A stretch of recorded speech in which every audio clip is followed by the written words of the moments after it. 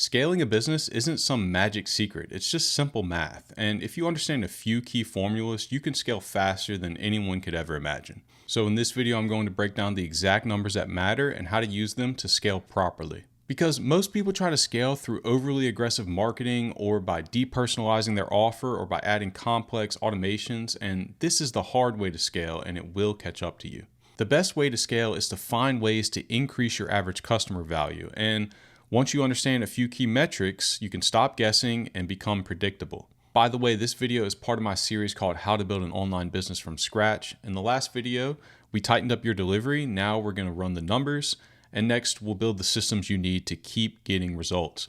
If you want to check out the other videos in the series, there's a link to the playlist down below. So what is this simple math we're using? Well, it all starts with this ratio right here, LTV to CAC. So what is it? Well, LTV is the lifetime value of your customers. So this is the average amount that a customer is going to pay you in total over their entire lifetime doing business with you.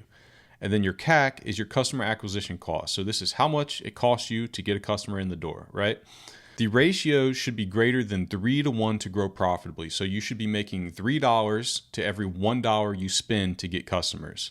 If LTV goes up, you can afford to pay more to acquire, which is great. If CAC goes down, your profit per customer increases, which is also great. Most beginners obsess over lowering CAC, and everyone is doing this, so it's kind of a race to the bottom. But smart operators focus on increasing LTV, figuring out how to make more money per customer so that you can ultimately spend more money to get more customers. So how do you increase LTV? Well, one way is with upsells or ascension offers. And the way this usually works is new problems will arise once old ones are solved. This is kind of always the case, right? You fix one thing and it creates another problem. Well, an example of this would be if you create a plan for people, the back end could be helping them implement that plan or giving them support while they implement that plan. So always have a next step to your offer or a premium version of your offer. Your existing clients are always the easiest sales because they already trust you enough to have done business with you, right? So offer more access or more personalization or something to motivate them to give you more, right? They want more help, whatever it is, or more personalization. And always have a high ticket offer for the people who always buy the best thing. So there's going to be some percentage of people who just always buy the best thing no matter what it is. Always have something in place for these people. An example of this is like, if you have a do-it-yourself course, you can upsell into a done-with-you group coaching, or you can upsell out of the group coaching into a done-for-you consulting, or you could do all three. And a lot of people do have a 3-tier offer, right? You probably see this a lot whenever you're trying to purchase something, right? And then you also have downsells. So what is this? So you can add a lower ticket version to your offer. Some prospects might want help, but they don't feel ready yet, or they actually can't afford it. Like it's not a smoke screen, they just don't have the money. And some clients might need less attention as they progress. They don't want to be as hands-on, as involved as some of your other clients. You get something from nothing, and you also keep the client in your world. So you wouldn't have made any money off of this client anyway. You may as well get something for it. And also it acts as like lead nurturing because they stay in your world, they stay in communication with you, and there's always that chance that they're going to want to be upsold into the more involved offer. And the example of this is just the reverse of what it was before. So you can downsell people from done for you into done with you. And you can downsell people from that into do it yourself. And the way this could work in your actual customer journey business flow is maybe they sign up for done for you consulting with you, and you get them going, you get them on the right track, and maybe they don't need that level of attention anymore. Then instead of just canceling and not making any money from them, you can sell them into the done with you group coaching and say, you don't need the one-on-one personalized attention anymore. Why don't you join this group call where we kind of all collaborate together? And then if they don't need that anymore, then you can downsell them into something that's do-it-yourself just to keep them in your world again. And they might want to buy something else from you later. It acts as lead nurture again. This is just an example of that. But most of the time, you're going to benefit from downsells whenever you're on a sales call with someone and you feel like that they're not ready for the next step. They're not ready for the consulting, done for you consulting, or the do it with you coaching. So just to pick up some extra money on the back end and keep them in your world, you sell them the low ticket do it yourself offer. And then definitely for service businesses, the best way to raise your LTV is to have longer retention, right? So make your offer as sticky as possible. Implement a membership ongoing support, or some type of recurring value to keep them paying, right? To keep them getting something from you so they feel like it's worth their money, right? Build relationships, check in often, give them a reason to stay, make them feel like they're having a good experience, and they're going to keep paying you. And if you don't, they're going to cancel. So try to stand out and try to give them a good experience. You can also raise your prices. So this is probably the easiest and most efficient way to increase your LTV. So increase the value of your offer. You can add proof, guarantees, bonuses, etc. Or you can improve its positioning, personalize it more. And, maybe your offer is already working and you just have a supply and demand issue. So maybe you're at capacity or you're about to hit capacity. What do? Well, I can't take on any more clients, so I'm stuck at this revenue level, right? No, double your prices when you're about to hit capacity. You will make less sales, but you will get a lot of your time back and you'll be able to make a lot more money. And when you're doing this, you can also go to your current customers and be like, hey, look, we decided to move forward at this price, but I have all these other people lining up trying to pay me more. And, I want to make money too. I want to eat too. So, and because I locked you in at this offer, I'm going to let you stay at this for maybe the next 3 months, maybe the next month, whatever you decide to tell them.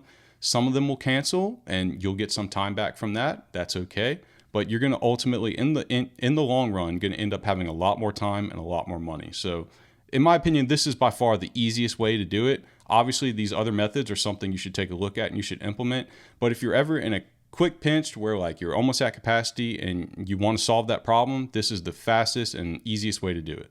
And then a critical mistake that 95% of businesses make is they try to compete on price. Competing on price means you're losing on margin, experience, and growth. It's just a race to the bottom.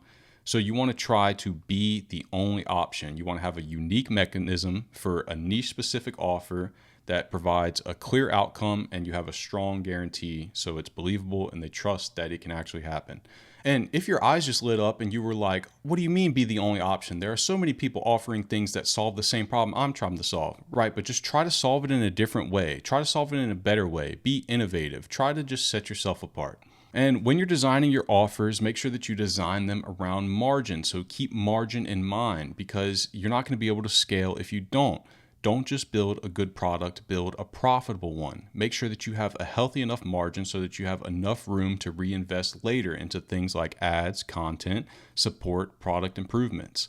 And you want to be able to outspend your competitors without going broke. This is a competition, right? You have to be more innovative than them. You have to figure out ways to be more efficient than them. But how do you know when to reinvest versus when to optimize? Well, reinvest when you have early traction, so you have sales, you have retention, and they're decent, and your LTV to CAC is above 3-to-1. Ideally, it can be much higher than this, but ideally above 3-to-1.